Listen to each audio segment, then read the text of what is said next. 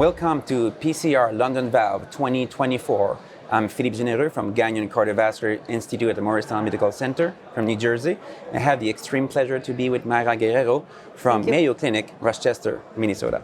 We're here in London Valves 2024. We had great discussion. A lot of great data emerged recently.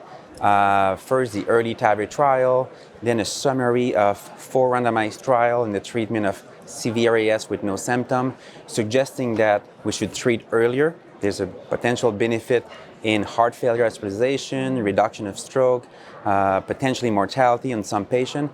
Mayra, what is very important for you in terms of patient treatment? We know in the United States, in other geography, there's a lot of patients that are either undertreated with symptoms, and other that have severe AS, no symptoms, and they are not sent to the heart team. What is your take on patient referral? What is the message you have to say to the general cardiologist, maybe, that all those patients? Early is better, and thank you for leading those the trials and the meta-analysis. I'm not surprised of the findings, but I'm surprised of the magnitude of the findings, and particularly the effect on stroke, the impact of stroke. To me, and as it is for most patients, stroke is even more important than death as an outcome. So I think the take-home message for us is we do need to intervene earlier. We do not need to wait until the patients have symptoms.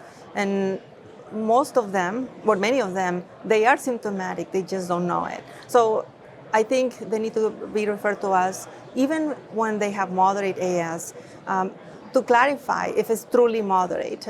Many times, and I'm sure you have seen that, a patient is referred to you with the wrong diagnosis of moderate AS. And when you look at the findings and you see that they have criteria, they meet criteria for severe AS. If it's not the valve area, it can be the valve area index. Or if the gradient is not 40, it can be under 40 because they have low cardiac output and the EF is already low. So we need to see them earlier, and I think we need artificial intelligence to help us standardize those echo reports and provide the right label. Yeah, when the referring physician sees moderate, they say, oh, we'll just wait. Yeah. But wait for what? And many of those are already severe. They need to be referred earlier, much earlier. I agree with you. And one thing we saw in early TAVR is everyone at baseline had a repeat echo, a CT scan, and we knew, is it TAVR, is it surgical AVR? So I think the importance is to bring the patient, like you said, with moderate to severe AS, to get a repeat echo, to get a good assessment with CT scan, so we know, are they candidate for surgery, are they candidate for TAVR, and then after that, we decide to treat. In your mind, what is the optimal timing to treat patient? If you have patient with shortness of breath with severe AS, and on the other hand, if you have patient with severe AS with no symptom, what are you going to say your patient maybe in 30 seconds when you go back Monday in the office? The timing, well, if they have symptoms, the time is now. And if they don't have symptoms, sooner rather than later, meaning at the next available appointment. We also need to consider capacity, the capacity of the institutions to provide access for patients to be seen. For example, at a busy institution like ours, we're already booking into February, I'm already booked for January, they're already booking into February. So we need to prioritize patients, and I think that's where we also need, or we could use the help of artificial intelligence to prioritize, identify those patients who are at higher risk. They shouldn't go for the next appointment until, I don't know, this next spring or summer. We need to prioritize them.